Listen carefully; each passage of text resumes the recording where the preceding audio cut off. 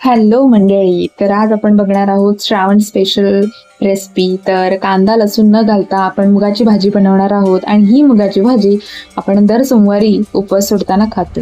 तर मी हे मूग घेतलेले आहेत, रात्रभर भिजत ठेवलेले आहेत आणि त्याला थोडासा मोडही आलेला आहे. तर आपण फोडणीची तयारी करूया. जिरं मोहरीची फोडणी देऊन त्याच्यात टोमॅटो तसंच आपण कढीपत्ता टाकून घेऊया. मस्त तडका लागतो त्या भाजीला.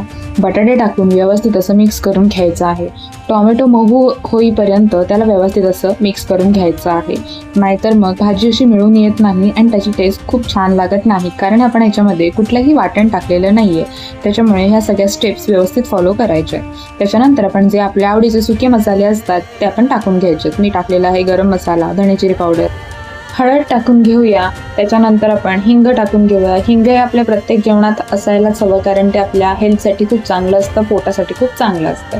त्याच्यानंतर आपण साखर आणि मीठ टाकून आणि भिजवलेले मूग टाकून व्यवस्थित असं मिक्स करून घ्यायचं आहे. तो मसाला असा व्यवस्थित रोस्ट झाला पाहिजे, तरच त्या भाजीला खूप छान टेस्ट येते. त्याच्यानंतर आपण पाणी टाकून व्यवस्थित असं मिक्स करून घ्यायचं आहे. त्याच्यानंतर आपण वरनं कोथिंबीर आणि तिखट टाकून मस्तपैकी ढवळून घ्यायचं आहे. याच्यानंतर आपण व्यवस्थित असे ढवळून घेतल्यानंतर आपण कुकरच्या 3 शिट्ट्या करून घ्यायच्या आहेत. 3 शिट्ट्यांमध्ये मस्त भाजी मिळून येते. तुम्हाला जर त्याची 1 किंवा 2 शिट्टी काढायची असेल तरी करू शकतात, तरी ते शिजतं.